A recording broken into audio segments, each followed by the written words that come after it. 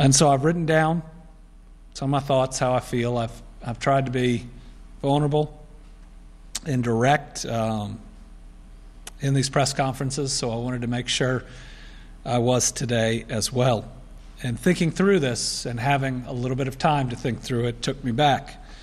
Took me back to right after winning the governor's election in November and realizing that life was going to change a whole lot. And that it wasn't just my life that was going to change a whole lot, it was my entire family's.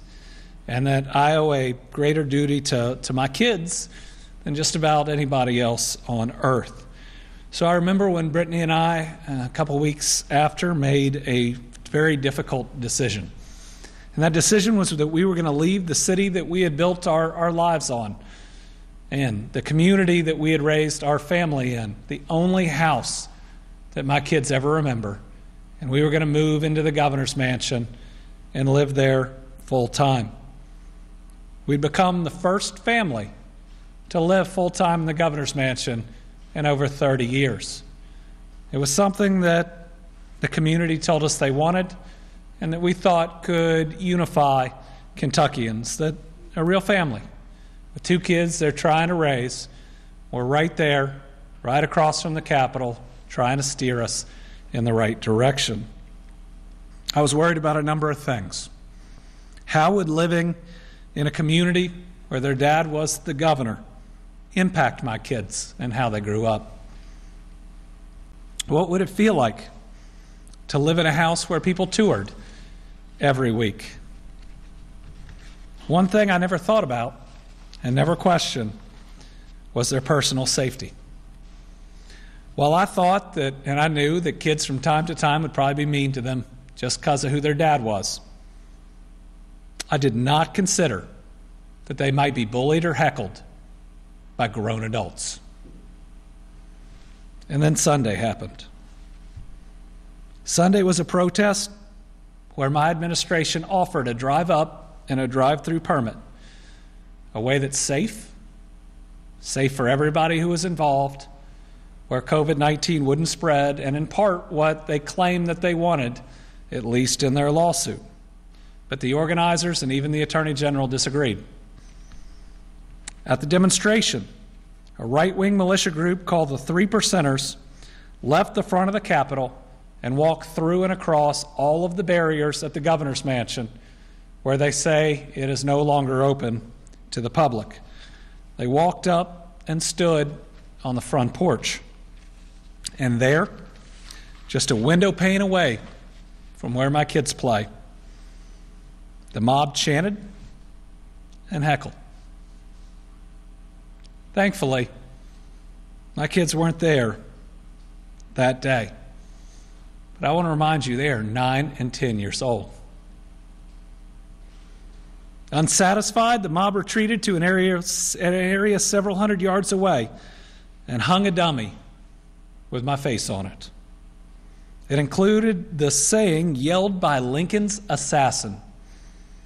Think about it, a celebration of assassination on our Capitol grounds. So let's start by calling it what it was and what it is. Actions aimed at creating fear and terror. Crossing over barriers, standing on the other side of the glass from where I raised my kids, and hanging me in an effigy. That's an action intended to use fear to get their way. This small group, way less than 3%, is trying to bully everyone else into doing what they want us to do. But they didn't get there alone. They had been embraced and emboldened by elected leaders that rallied with them weeks before. Standing in front of a radical militia group, these elected officials claimed that people, including me, aren't Christian, and even told them that people wanted babies to be murdered. What do you think was going to happen after throwing out those type of claims to this group? Shouldn't they have known what is going to happen? You cannot fan the flames and then condemn the fire. Those at the previous rally, those elected officials that embraced these individuals and that stood in front of people dressed in tactical gear and the rest and threw as much red meat as possible at them, they have to claim responsibility because they absolutely know what could have happened. And they are in part responsible for what did happen. And all elected officials can no longer actively seek the support and cater to these groups like we have seen. Right is right and wrong is wrong. And you can't wait until something nasty and horrible happens to then claim it's wrong while you've catered the support of certain groups for votes or other reasons. And you certainly can't write a column blaming the media and then saying it's because no one's playing baseball. That's wrong, and that writer knows it, and everybody else does too. Let's also not ignore that the hanging was intended to send a message to others, one of intolerance and one of hate. I can never understand the depths of pain that this symbol causes to many of my fellow Kentuckians, but I can condemn it outright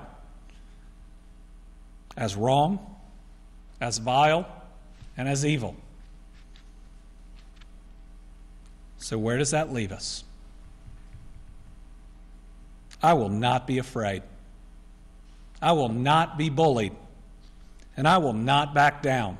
Not to them and not to anybody else. Being governor in this pandemic means that I have a responsibility, and it's a heavy responsibility, to lead us through one of the most dangerous times where an invisible enemy is taking people that we care about and could do so much more damage than it has done thus far. I have to lead Kentucky through a 100-year outbreak. And I know that the people out there are with me. I see the signs of unity in the sidewalk chalk, the green lights, the bells, and the thousands of letters that I've received, and almost thousands we receive every couple weeks. I owe it to the people of Kentucky not to bow to terror, but to continue to do what is right for their families and for mine. And my faith, the same faith that some of those elected officials and that mob attacked, it tells me that doing the right thing is supposed to be hard. And I'm not going to say I didn't think it could be this hard. Listen, it's supposed to be hard. And my faith means that I have to face adversity without losing my values. I can't act like those that try to take me off course and those that try to bully all of our families. So I will not be afraid. I will continue to do the right thing, and we will get through this together, because it's truly about all of us.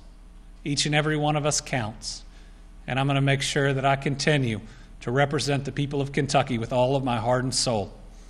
Even with yesterday, I've never been prouder to be the governor of the Commonwealth of Kentucky. And if our unity scares a couple people, our unity is something special, and we'll continue to do the right things with it.